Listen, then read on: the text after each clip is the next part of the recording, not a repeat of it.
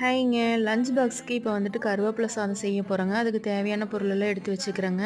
நீங்க வீட்ல வந்துட்டு இன்ஸ்டன்ட்டா பொடி செஞ்சு வச்சுக்கணும் அப்படின்னா, எண்ணெய் ஊத்த வேண்டாம். 6 மாசம் ஆனாலும் கெடாது. நீங்க வெளியிலேயே வச்சுக்கலாம். இந்த பொருளெல்லாம் சேர்த்து நீங்க அரைங்க. இல்ல நம்ம 2 நாள் 3 நாள்ல தீர்த்துரலாம் அப்படின்னு சொன்னா, இந்த மாரி எண்ணெய் விட்டு செஞ்சுக்கங்க. சூப்பரா இருக்கும். அதுக்கு வந்துட்டு ஒரு கைப்பிடி கருவேப்பிலைங்க, மல்லி, ஜீரகம், மிளகு, கடலப்பருப்பு, உளுந்தம்பருப்பு, வரமிளகாய், புளி, பெருங்காயம், உப்பு எல்லாமே சேர்த்துட்டுங்க வறுத்து அரைச்சு இந்த மாதிரி பொடி பண்ணி எடுத்துக்கோங்க.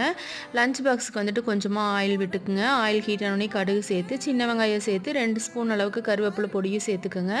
சேர்த்து நல்லா பெரட்டி எடுத்திங்கன்னா சூப்பரான கருவேப்பிலை சாதம் ரெடிங்க. நீங்கள் லஞ்ச் பாக்ஸ்க்கு வேணால் கடலப்பருப்பு, நிலக்கடலை எது வேணாலும் நீங்கள் வந்துட்டு தாளிக்கும் போது சேர்த்துக்கலாம். சாப்பிடும்போது நல்லாயிருக்கும். வீட்டில் சும்மா சாப்பிட்ற மாதிரி இருந்துச்சுன்னா சுடு சாதத்தில் உங்களுக்கு எண்ணெய் பிடிக்குமோ அந்த எண்ணெய் சேர்த்துட்டு 2 ஸ்பூன் பொடி சேர்த்துட்டு சாப்பிட்டிங்கன்னா அட்டகாசமாக இருக்குங்க.